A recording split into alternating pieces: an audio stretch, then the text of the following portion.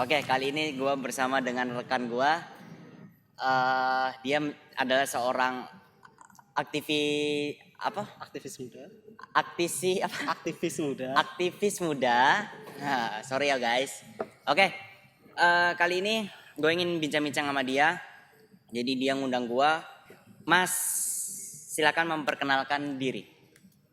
Baik, terima kasih untuk Mas Harun Gigs atas waktunya. Di sini saya perkenalkan dulu. Nama saya Ahmad Maududin, tapi teman-teman biasa memanggil ALK Modi atau Modi. Panggilannya yang ini, yang singkat? Modi. Modi. Iya. Oke. Setelah itu saya merupakan seorang pelajar 19 tahun baru kemarin. Oh, masih muda ya? Oke. Iya, pelajar 19 tahun sedang menduduki kelas 3 SMA sekarang, masuk SMA di MA Darul Ulum Waru Sidoarjo. Oke.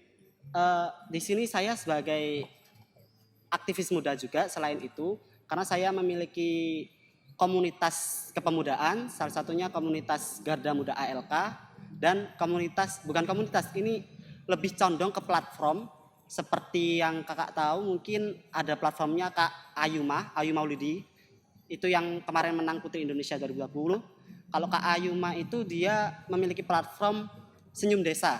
Tapi kalau di saya itu Kampung Peduli Lingkungan. Baru ada bulan Desember 2019. Selain itu saya juga kemarin sempat mengikuti seleksi nasional online yang dimana seleksi itu adalah seleksi Duta Lingkungan Indonesia. Duta Lingkungan Indonesia. Yang dipilih secara handpick. Handpick Ya. itu apa, Mas? Handpick itu diambil langsung dari yayasan, dari lembaga terkait. Oh, dari lembaga terkait. Ya. Oke. Jadi di yayasan tersebut memilih dari menyeleksi beberapa provinsi, salah satunya saya sendiri Provinsi Jawa Timur dengan seleksi wawancara, seleksi berkas dan lain sebagainya. Dari semua seleksi itu kemudian dipilih beberapa finalis terbaik. Yang terpilih salah satunya saya dari Sidoarjo, ada juga dari Kediri, Jember dan lain sebagainya. Kemudian Duta Lingkungan Indonesia ini akan diselenggarakan besok bulan Juli tertanggal 25 sampai 30. Oke, Itu itu di kalau dilihat Makassar, Sulawesi Selatan. di Sulawesi Selatan, Iya. kampungku coy, tos dulu.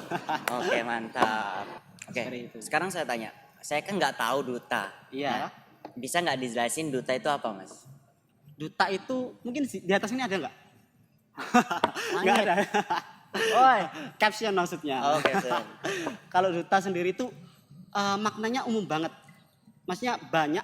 Mungkin yang kita dengar kebanyakan itu kedutaan besar. Kedutaan besar.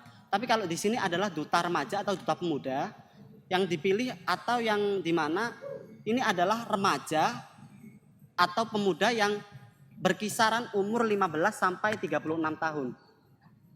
Ya, di situ dipilih atau diseleksi duta itu karena ada banyak sekali duta wisata, duta kesehatan, duta lingkungan, duta banyaklah. Kalau Anda masuk di duta lingkungan. Duta lingkungan. Ya, duta lingkungan ini masih baru banget, baru pertama diadakan dari yayasan tersebut. Tapi di yayasan tersebut sudah memiliki duta-duta lainnya seperti duta pelajar, duta kampus, kemudian ada putra putri Nusantara Indonesia dan lain sebagainya. Duta budaya juga ada. Emang duta lingkungan nih, Ya, pengerjaannya duta lingkungan tuh seperti apa gitu? Maksudnya menerapkan Anda sebagai seorang duta lingkungan. Menerapkan Anda ke lingkungan itu seperti apa?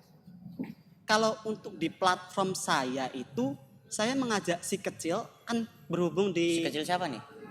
bentar belum dijelaskan Oh, Mas. oke. Kita kan cuma bertanya, Iya, Mas. iya, Oke. iya. Kalau di platform saya di Kampung Peduli Lingkungan itu saya mengajak si kecil kan berhubung di kampung saya itu banyak sekali anak kecil.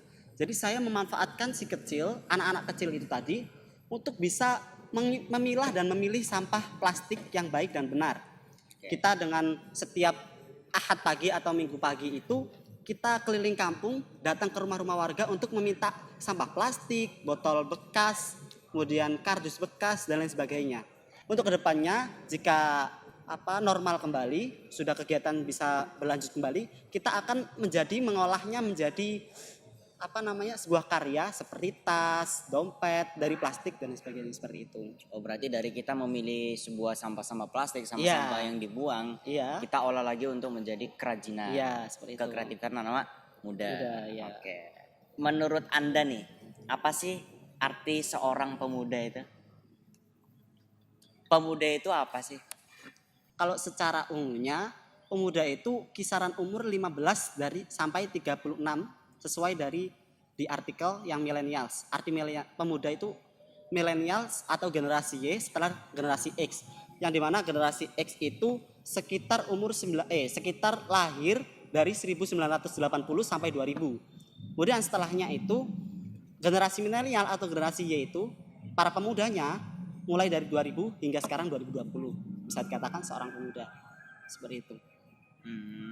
Begitu. Kalau untuk Mas Harun sendiri gimana? Pemuda itu apa sih pandangan Mas Harun? Pemuda seorang pemuda toh. Loh. Seorang pemuda yang sampean katakan adalah pemuda yang berusia 15 tahun atau kalau saya katakan pemuda yang mulai balik sampai dia umur 25. Itu sepengetahuan saya. Itu adalah seorang pemuda. Nah, di dalam pemuda sendiri itu ada beberapa faktor. Iya. Contohnya banyak lah. Menurutnya Mas nih, faktor-faktor yang dialami seorang pemuda sekarang itu kira-kira apa? Faktor yang positif atau negatif? Semua jawaban kabeh kok apa? Kalau faktor positifnya sih saya suka banget dengan pemuda yang dia itu bisa melek masa depan. Dia bisa, aku besok harus kuliah di sini. Aku harus jadi seorang seperti ini dan lain sebagainya. Kalau untuk faktor negatifnya sih mungkin ya condong kepada kenakalan remaja seperti itu, Mas. Kenakalan, iya sih bener sih. Kebanyakan anak-anak muda sekarang banyak yang salah pergaulan gitu. Iya, seperti itu. Menurut sampean gimana sih cara kita untuk menanggulangin kenakalan remaja? Bagaimana cara kita untuk merubah pola pikirnya atau gimana supaya dari pergaulan bebas dia bisa terbuka gitu. Kalau menurut saya sih dari faktor lingkungan ya. Oke. Iya. Jadi saya sebagai duta lingkungan juga sebenarnya lingkungan itu luas banget. Bisa lingkungan kebersihan, lingkungan pertemanan, lingkungan keluarga, lingkungan kesehatan, lingkungan pendidikan dan lain sebagainya. Tapi yang kalau untuk tentang kepemudaan ini lingkungan pertemanan atau lingkungan keluarga.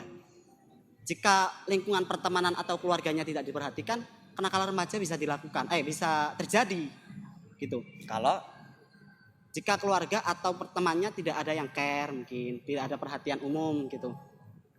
Nah, salah satunya mungkin kebanyakan kenakalan remaja itu terjadi karena pemuda tersebut memiliki permasalahan keluarga seperti broken home dan lain sebagainya. apakah Anda pernah broken home? No? No? No. Tapi saya mengetahui betul karena saya juga merangkul beberapa pemuda yang dimana dia itu memang memiliki permasalahan broken home gitu. Mas, ini saya makan ya? Iya, silakan. Gak apa-apa kan? Nggak apa-apa. Oke, terus. Jadi mungkin karena solusinya sih kita melakukan pendekatan satu sama lain. Pendekatannya ya mungkin melalui teman seperti ini. Bro, lu ada masalah apa sih? Sini cerita sama gua. Oh, berarti ketika orang ada masalah kita mendekati supaya dia agak tenang. Ya, supaya dia setidaknya bisa refresh pikirannya. Apalagi tingkat bunuh diri di Indonesia sendiri itu juga relatif tinggi, bisa dikatakan tinggi gitu. Wow. Kalau menurut sampean kira-kira apa aja tuh? Karena menurut saya sih juga faktor dari keluarga, dia karena stres atau pertemanan atau percintaan bahkan ada. Mungkin seperti itu. Percintaan. Iya. Bucin dong. Anda. Wajar dong. Kita kan Iya. butuh perempuan Oke. untuk nikah dong. Yes, I know. Nakal remaja. Sebenarnya remaja itu baik, Mas. Iya, kemudian Cuma kenapa kok dia bisa nakal satu aja apa? dari keluarga yang sampean katakan. Iya, betul. Bagaimana cara keluarga itu mendidik saat dia kecil. Ketika dia dididik dari kecil, misalnya dia dididik seperti ini dari kecil, itu akan terbawa sampai dia besar. Ketika ada seorang anak Ya, yang dididik dengan keras atau dengan pokoknya dengan keras, dengan entah itu dari suara, entah itu dari fisik, ya kan, itu akan membawa ketika si anak itu besar. Contoh gini aja deh. Contoh gini aja. Kenapa anak kecil kok bisa berbohong? Kenapa? Kenapa kok anak kecil bisa berbohong? Kenapa? Menurut Anda bagaimana? Bijui wong tua nih. Ya apa ya? Satu, aku langsung kasih contohnya aja ya. Contoh, Pak, aku tadi habis mecahin gelas. Kemudian secara rileks bapak itu, secara refleks bapak itu langsung ngomong, apa? Kamu mecahin gelas? Kamu ini dengan intonasi yang tinggi, dengan suara yang tinggi, bahkan sampai mukul. Apa yang ada di dalam hatinya si anak itu? Sakit hati dan dia menangis. Justru momen-momen yang seperti itu yang tidak bisa dilupakan dan selalu diingat oleh si anak kecil itu. Ketika si anak mecahin gelas lagi, dia kan nggak ngomong, dia akan berbohong. Misalnya bapak, Dek tadi siapa yang mecahin gelas? Gak tahu Pak, padahal dia. Kenapa dia tidak melontarkan? Kenapa dia tidak jujur? Takutnya dia dimarahin lagi sama bapaknya, dipukul lagi sama bapaknya atau orang tuanya. Coba, Pak, aku tadi mecahin gelas. Apa? Mecahin gelas. Oh ya udah nggak apa-apa, nanti papa beli lagi besok. Sini, peluk. Nah, itu akan, anak itu akan tenang banget, enak banget, hatinya tuh ayem banget. Dan secara otomatis anak itu senang, bangga, dan dia akan berkata jujur kepada si orang tuanya. Kalau kita mau marah kepada anak, carilah suatu waktu yang tepat. Orang tua, gua nggak setuju banget. Orang tua yang kerja pulangnya malam 12 jam atau 15 jam atau 24 jam, memang itu adalah suatu pekerjaan. Apalagi kalau dia punya anak yang anaknya masih kecil. Yang ditakutkan apa? Ketika anak kecil kan membutuhkan perhatian atau kasih sayang kepada orang tuanya, ya kan? Dari orang tuanya. Nah, ketika orang tuanya itu pulang malam, kemudian anaknya itu diam di rumah, tidak ada orang tuanya, ingin diperhatiin sama orang tuanya. Ketika orang tuanya pulang kemudian marah-marah sama anaknya, sakno anaknya. Justru menurut gua anak yang seperti itu atau orang tua yang seperti itu yang akan menjadi anaknya besarnya itu akan menjadi ini gak baik. Baik. Setelah itu ya, itu kan kesalahan edukasi sejak dini. Kemudian tanggapan Anda bagaimana solusinya yang sudah menjadi pemuda atau remaja, dia sudah terlanjur dari kecil seperti itu. Bagaimana untuk solusi yang mereka yang sudah remaja, sudah pemuda, sudah mendapatkan gemblengan kecil seperti itu? Seorang remaja pasti udah bukannya bosan ya, pasti udah nggak begitu plek dengan orang tuanya. Iya.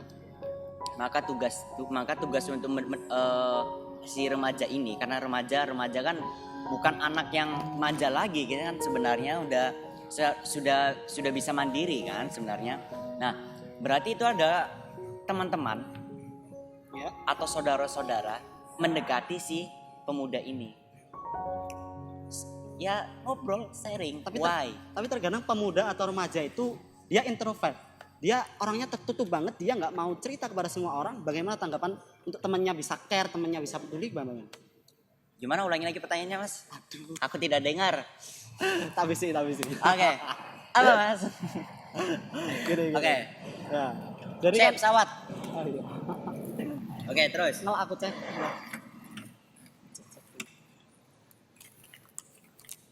Lu jangan makan dulu, ngomong dulu.